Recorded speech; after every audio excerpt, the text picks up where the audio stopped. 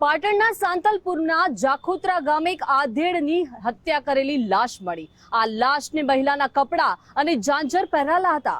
પ્રેમને પામવા માટે દ્રશ્યમ ફિલ્મની જેમ હત્યા કરવામાં આવી।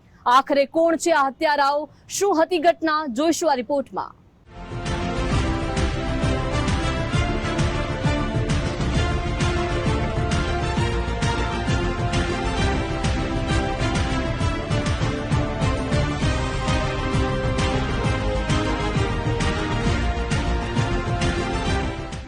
પ્રેમ ન કરાવે તે નવાઈ।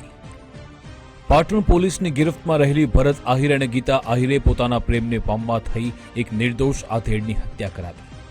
ગીતા પરિણીત હોવાથી તે ભરત સાથે ભાગી જાય તો તેને પરિવારના સભ્યો શોધી કાઢશે તેવો ડર હતો।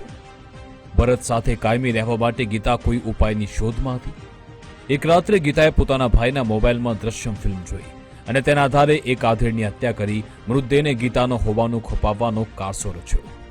કોઈ અજાણી સ્ત્રી પુરુષની ડેડ બોડી લઈ આવી અને એને મારા કપડાં પહેરાવા અને મારા વાડામાં એને સળગાવી અને આપણે પછી ભાગી જશું તો પરિવારના લોકો એવું માનશે કે ગીતાબેન સળગીને મરી ગયા છે, એટલે એ લોકો મારી શોધખોળ નહીં કરે। આના ભાગરૂપે સોમવારે બપોરે ભરત બોમ્બેથી આવેલો અને બાઇક મારફતે ફરીને આજુબાજુના જે ગામો છે સાંતલપુર, દાતરડા, વહુવા, એ ગામમાં એવી વ્યક્તિની શોધખોળ કરતો હતો કે જેને એ પોતે લઈ જઈ શકે, એને મારી નાખી અને પછી સ્ત્રીના કપડાં પહેરાવી શકે।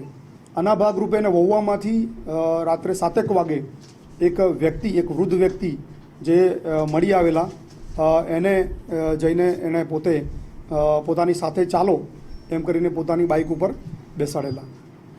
એને ખેતરની વાડ પાસે લઈ જઈ અને ગળું દબાવી મારી નાખવાની કોશિશ કરેલી તો એ વૃદ્ધ વ્યક્તિ બેભાન થઈ ગયેલા અને પછી એને પોતાની બાઇક ઉપર બેસાડી અને પોતાની પીઠ સાથે દોરડું બાંધી અને જાખોત્રા ગામની સીમમાં જ્યાં તળાવ છે ત્યાં એને લઈ આવેલા। આરોપીઓ ગમે તેટલા શાતી રહ્યો પરંતુ પોલીસની બાજ નજરમાંથી ક્યારેય બચી શકતા નથી। વહેલા મોડા તેમણે કરેલા ગુનાનો પસ્તાવો કરવાની તક તેમને ચોક્કસ મળે છે। પ્રેમી જોડાએ એક વૃદ્ધને શોધી તેને મારીને બાળી નાખ્યા। ગીતા અને ભરતને એમ કે તેમની યુક્તિ સફળ રહી, પરંતુ પરિવારજોને મૃતદેહ ગીતાનો નહીં આધેડનો હોવાની જાણ થઈ। આ અંગે પોલીસની જાણ થતાં પોલીસે રાજસ્થાન તરફ ભાગી છૂટે તે પહેલા પાલનપુર રેલવે સ્ટેશનથી બંનેને ઝડપી લીધા। કપડાં અને પેટ્રોલની 1 લીટરની બોટલ નાખી અને તળાવની જ્યાં ડેડ બોડી મૂકી હતી ત્યાં તળાવની પાળે પહોંચેલી। ત્યાં બંને ગીતાના કપડાં એને પહેરાવેલા, ડેડ બોડીને ઝાંઝર પણ પહેરાવેલી। પછી બંને લોકો એને ઉંચકી અને સુરેશભાઈનો જે વાડો છે એટલે કે ગીતાનું જે ઘર છે એના વાડાની પાછળ લાવી અને પેટ્રોલ છાંટી અને આજુબાજુમાંથી લાકડા લાવી અને સળગાવી અને ત્યાંથી એ લોકો ભાગી ગયેલા।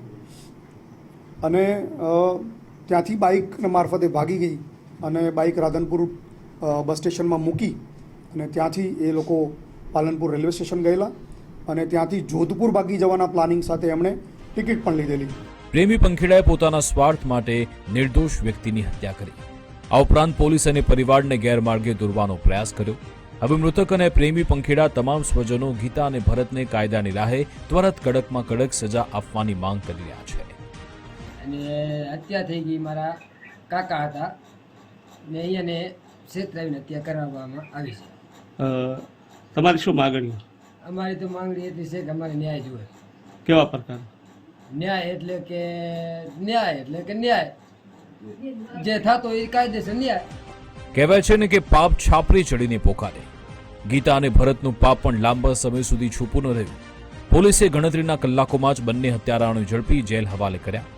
ફિલ્મોમાં દર્શાવાતી નકારાત્મક બાબતોની સમાજ જીવન પર કેવી અસર થાય છે તે વાતની સાબિતી પૂરે છે આ કિસ્સો।